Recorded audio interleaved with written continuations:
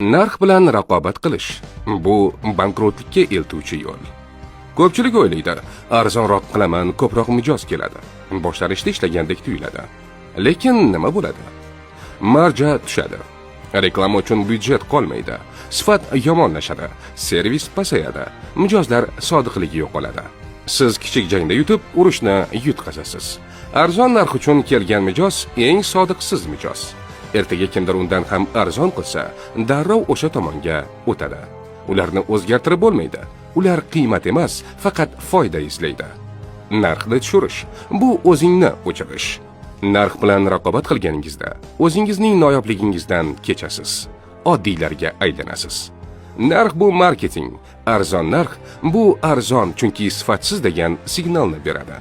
Ayniqsa ta'lim, xizmat, digital sohalarda bu signal kuchli. Narx o'rniga nimani taklif qilamiz? Noyob taklif.